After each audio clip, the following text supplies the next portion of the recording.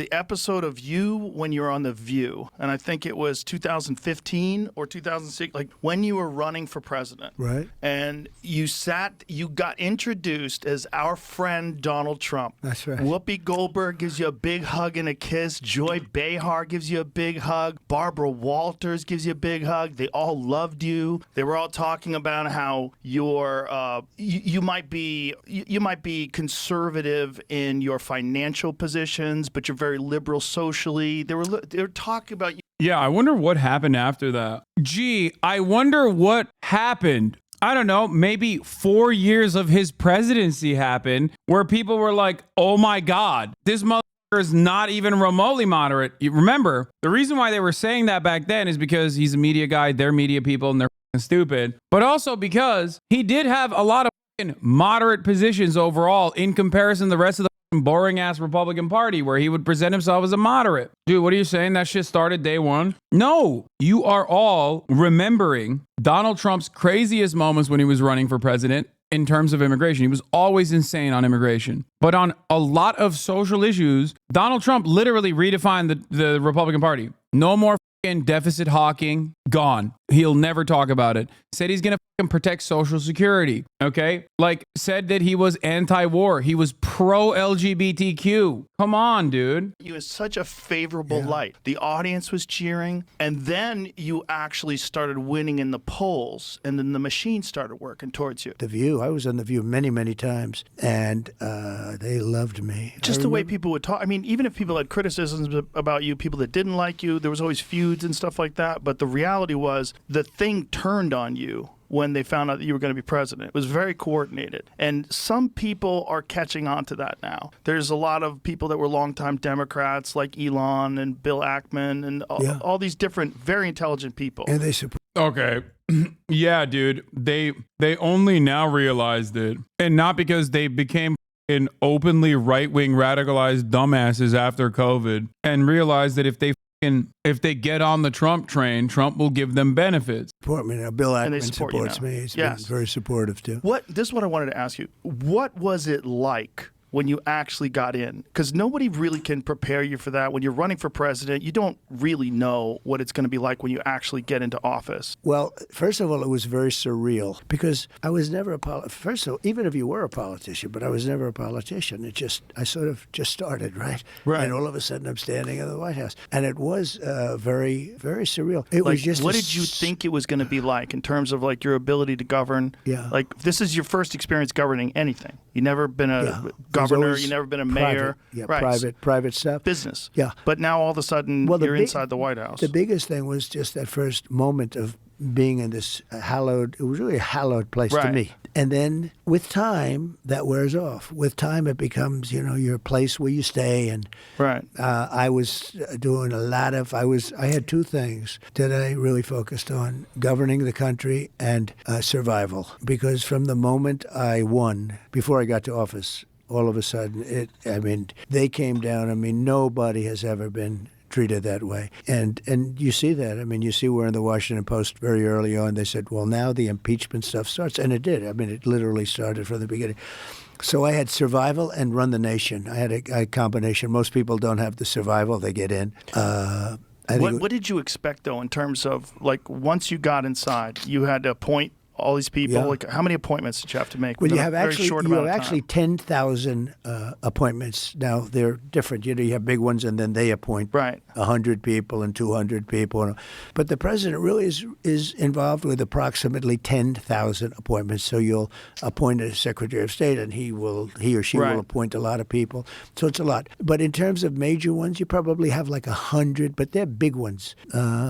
Treasury, state, military. And how did you know who to appoint? Well, I didn't. I had. I was just about to say he didn't, but he said it anyway. He did not. He was like, who's the rich guy that wants to this? Okay. Who's the rich guy? Show me a rich guy that has spent their entire life trying to this agency. I'm going to put them in charge. No You didn't. experience. You have to Right. understand, Joe. So I are was you there going- 17 times in Washington, and I never stayed over. According to the press, which I think is probably right, over the years, I was only there 17 times. I never stayed over. So now I'm sitting there, I'm saying, this place is gorgeous, but, I don't know anybody. It's like you go to certain areas, and other areas, they may be great. Washington was great. Washington's not so great right now. We got to fix it. We got to make it better.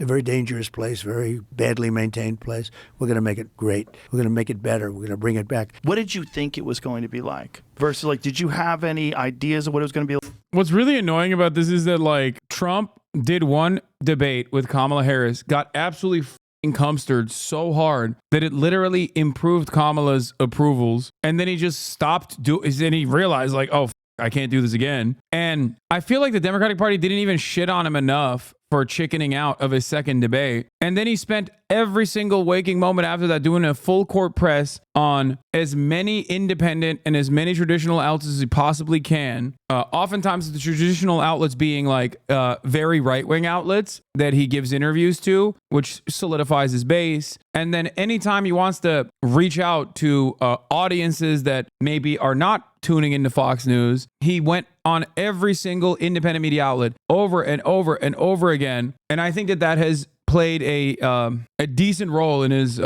approval ratings going up, or not rather approval ratings going up, but like his polls going up in general. Like, and what was different? Well, I was always involved in politics, but usually from the standpoint of a donor. I was a donor. I was a big donor. I gave money to politicians. I enjoyed politics. Mostly Democrats, right? Both, really, pretty much both. I have actually pictures of Ronald Reagan and me when I was very young. You were a Democrat until like what year?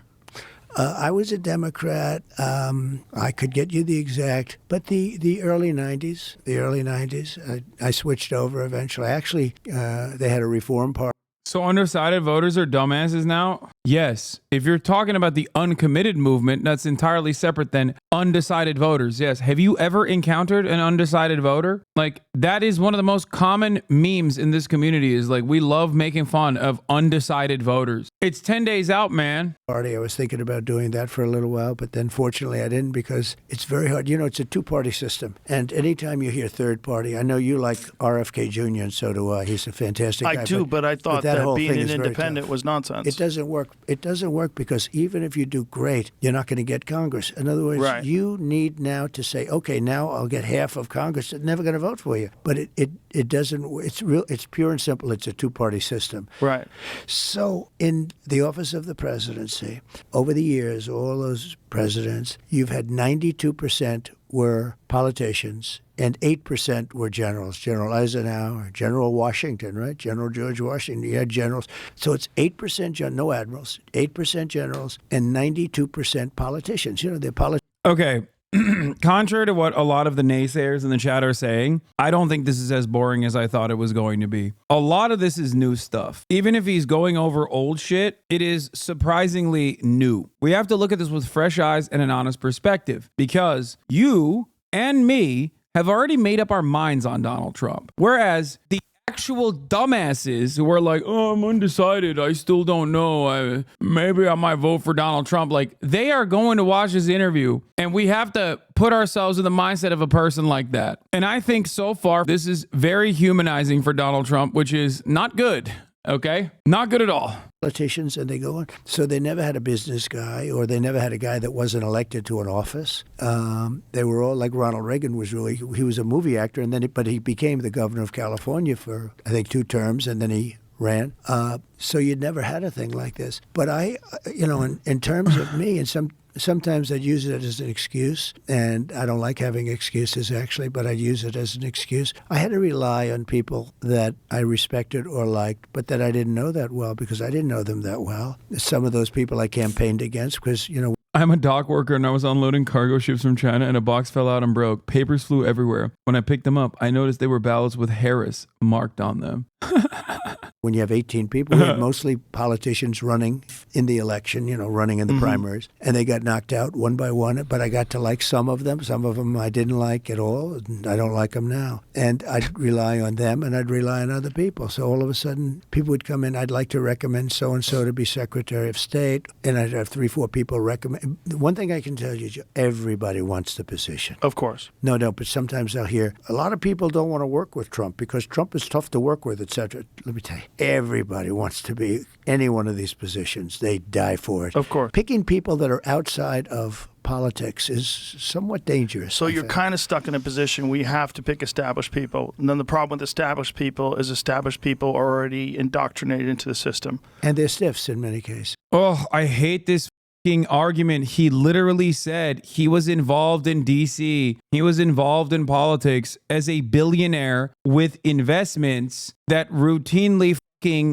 lobbied Congress. Like, that is being a part of the system. That is being indoctrinated. Why are people refusing to recognize that? Like, we are the dumbest country on the fucking planet with our insane admiration for wealthy people. No care or concern or consideration to how that wealth was acquired. Was it ethical? Was it unethical? Through what means? Oh, he's a businessman and he's rich. So he must have done a lot of good stuff, because everyone just automatically assumes that that is the case. You forget companies can be bad, not the people in charge of them. What are you talking about? If a company is bad, it's because the people in charge of the company are bad. It's never because the workers are bad either. It's because the people directing the company are bad, making bad decisions. Now, it's not even good or bad. I don't have this like liberal association with like good bad dynamics. It's just that the outcome of a company in the interest of improving its profit margins can lead to a shit ton of awful things for onlookers, for other stakeholders, workers themselves, the people that are living in the aftermath of the environmental catastrophes that these companies engage in. Stiffs.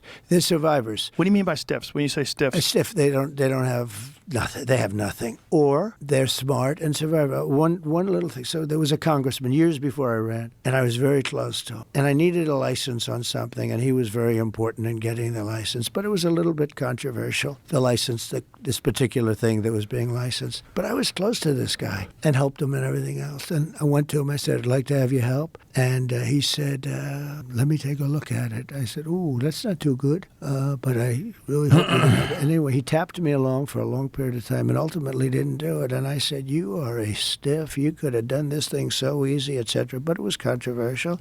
He was in Congress for many years, like 28 years. And, there's a reason when somebody's there for 28 years, you got to be sort of smart. Right. You have a all survivor. The scandals. And I realized he was a survivor. And so they never do anything controversial. They never take any chances or speak their opinion that's outside of the... Trump is literally explaining how being a corrupt billionaire is done and no one can do anything about it. I know. A lot of people don't remember that one of his most solid bars was when he ripped Hillary Clinton. He ripped everyone. He did it to Hillary Clinton as well. But he ripped all the politicians that were on stage with him on the Republican primaries, where he said, I've bought all of these people on stage. I'm a billionaire. I bought all those people on stage. When I make a call, they pick up the call. They don't pick up your call. They pick up my call. That was a moment where a lot of people were like, damn, he's just saying the quiet part out loud. It was a recognition that many Americans have. I think he's basically doing that here as well. The difference, however, is that he was the president for 4 years. And he objectively did not actually drain the swamp, because drain the swamp was an anti-corruption message, right? What was your initial view of Trump? You can go back and find my initial views of Trump. I said he was a unimaginably dangerous piece of shit, an incredibly dire prospect for America's future. There's videos of me debating Jimmy Dore on the Young Turks, where Jimmy Dore was, and I hated Hillary Clinton. I openly talked about how much she sucked. But if you go back, you can hear my opinion. I fucking talked to Jimmy Dore about how Donald Trump is not is not the peaceful dove that he claims he is, and that while Hillary Clinton is a warmonger as well, certainly Donald Trump has made no assurances that he will do less wars. And not only that, but also the most dire prospect of this, the most dire prospect of the Trump administration, if he were to win, would be for the Supreme Court, all of which came to be true, by the way. So I always got more publicity than other people, and it wasn't like I was trying. In fact, I don't know exactly why. Maybe you can tell me why. Oh, I could definitely tell you. You said a lot of wild shit. Maybe. Maybe You that's said a lot of wild shit, and then CNN, in all their brilliance, by highlighting your wild shit, made you much more popular. Yeah.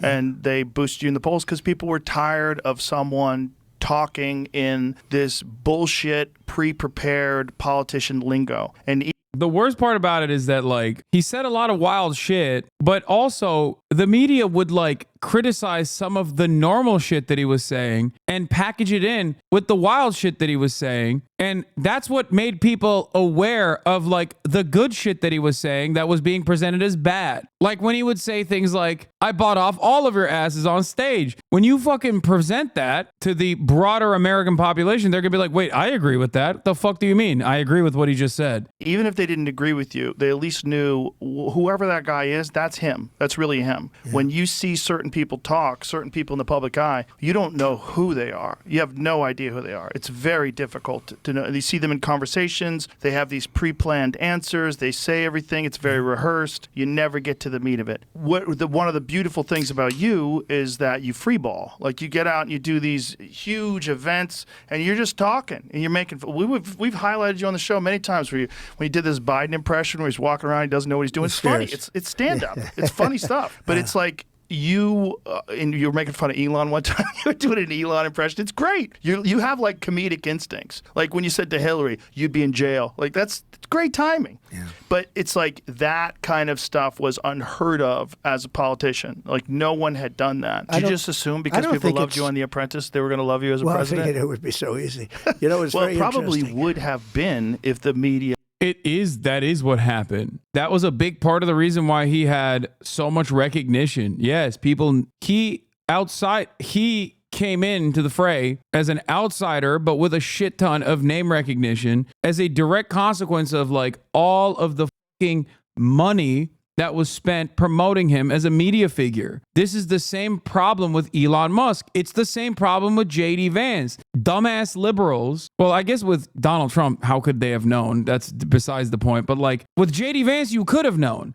With Elon Musk, you should have known. They prop these people up. They give them endless amounts of free advertising in the form of positive coverage. And it's always like there's always no questions about like whether this might actually end up, backfiring, right? It's so goddamn stupid. They did this shit. They do this shit time and time again. JD Vance has national prominence directly as a consequence of MSNBC, okay? Netflix gave him a fucking movie for his book that he wrote, Hillbilly Elegy. Elon Musk, as a billionaire, got a tremendous amount of media coverage that was positive, as is afforded to billionaires in general. And then what does he do with that? He does with that good PR what every fucking rabid psychopathic billionaire is going to do. He uses all that earned media to his advantage to change the trajectory of American society in very meaningful ways, in very negative ways.